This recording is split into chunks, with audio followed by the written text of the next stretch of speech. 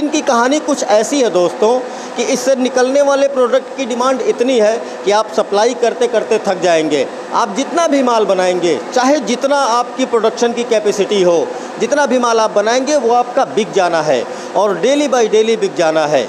मैं इस वक्त एक ऐसी फैक्ट्री में मौजूद हूँ जहाँ इस काम को करके लोग लाखों रुपया महीना कमा रहे हैं। लेकिन यूट्यूबर्स जो आपको नहीं बताते, मशीन ख़रीदने के बाद और कितनी इन्वेस्टमेंट लगती है और कितना पैसा लगता है और कहाँ कहाँ आपको पैसा खर्च करना पड़ता है, वो सारी चीज़ें मैं आपको बताऊंगा और बताऊंगा कि कैसे आप इस बिज़नेस को करके अच्छा खासा पैसा सम्मान के साथ कमा सकते हैं।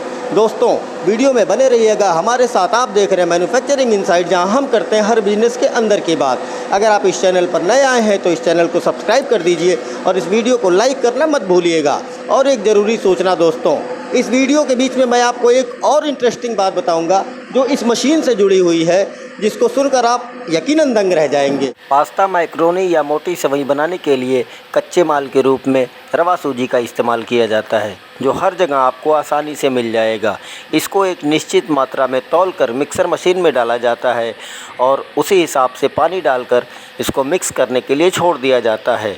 थोड़ी देर बाद जब ये मटेरियल मिक्स हो जाता है, उसके बाद इसकी थिकनेस चेक की जाती है और उसको फिर एक छोटे बर्तन में निकाल करके मशीन के हॉपर में डाला जाता है। कंपनियां अपने फ़ायदे के लिए इस सूजी में मैदा या फिर चावल का आटा भी मिक्स करती हैं। अगर प्रॉफिट की बात करें दोस्तों, तो आप देख सकते हैं कि पास्ता, मैक्रोनी या सेवई बनाने के लिए सिर्फ़ और सिर्फ सूजी का इस्तेमाल हो रहा है। मार्केट में सूजी की कीमत हमेशा ऊपर नीचे होती रहती है, लेकिन एक मोटी हिसाब मैं आपको बता दूं तो सूजी 28-30 रुपये प्रति किलो के हिसाब से थोक में मिल जाती है। 3 से 4 रुपये प्रति किलो की इसकी प्रोडक्शन कॉस्ट आती है, जिसमें आपका मशीन का खर्चा, बिजली का खर्चा, लेबर का खर्चा, पैकेजिंग का खर्चा और ट्रांसपोर्ट का खर्चा शामिल होता है।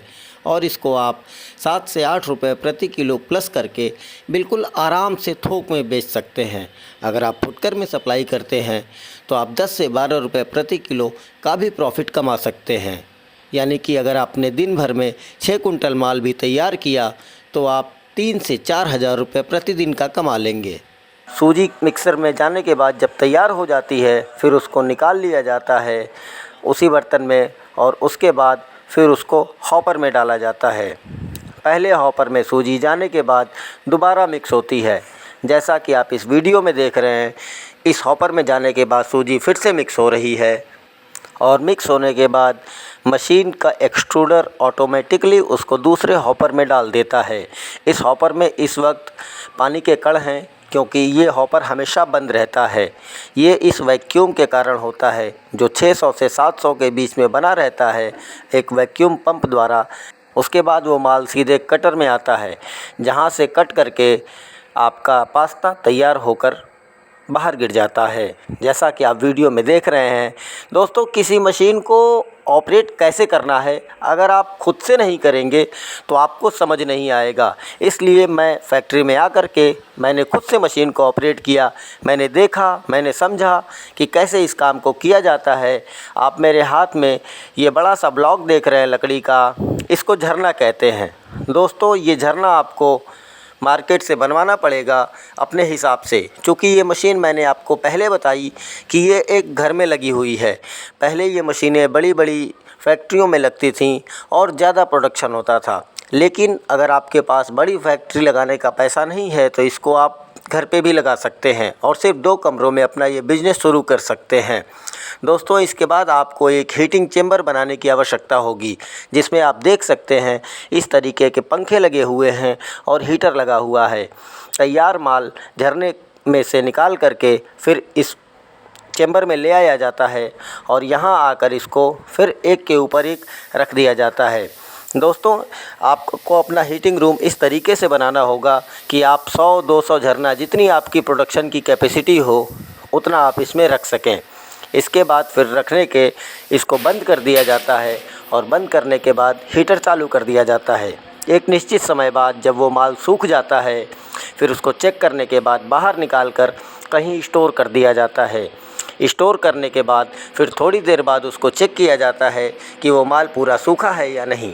अगर आपका प्रोडक्ट तैयार है तो फिर आप उसको 5-5 किलो के पैकेट में करके 25 किलो की बोरी बनाकर बेच सकते हैं, या फिर डायरेक्ट आप उसको 25 किलो की बोरी में भर के भी सप्लाई कर सकते हैं। दोस्तों, यूट्यूबर्स की एक छोटी सी दिक्कत और है, वो आपको सिर्फ़ और सिर्फ मशीन ही दिखाते हैं, जबकि मैंने आपको इस मशीन का पूरा सेटअप दिखा दिया और आपको बता दिया कि इस मशीन के अलावा इसमें और आपका किन किन चीज़ों का खर्चा है, जैसे कि आपका झरने का खर्चा हो गया, या फिर इंस्टॉलेशन का खर्चा हो गया, जो कच्चा माल खरीदेंगे उसका खर्चा, या फिर जो आप हीटिंग चैम्बर बना रहे हैं उसका खर्चा। ये सारी चीज़ें जोड़कर ही आप इस बिज़नेस में हाथ डालिए, तभी आप इस बिज़नेस में सक्सेसफुल हो पाएंगे। वरना दोस्तों, आपने अगर 2, 4, 5, 10 लाख रुपए लगाकर मशीन खरीद भी ली, अपनी पूंजी ख़त्म कर दी और आपके पास कच्चा माल, हीटिंग चैम्बर, झरना या और सारी चीज़ें करवाने के लिए पैसे नहीं हुए, तो फिर आपकी मशीन दोस्तों कबाड़ा हो जाएगी। इसलिए मेरी आपको सलाह है, मेरा आपसे निवेदन है कि अगर आप इस बिज़नेस को करना चाहते हैं तो इस बिज़नेस को पूरा समझिए और उसके बाद ही बिज़नेस को चालू कीजिए। वीडियो अगर पसंद आई हो तो इस चैनल को लाइक और सब्सक्राइब ज़रूर कीजिएगा और अपने दोस्तों के साथ शेयर करना मत भूलिएगा। मिलते हैं एक अगले वीडियो में एक नए बिज़नेस के इनसाइड स्टोरी के साथ। तब तक के लिए नमस्कार।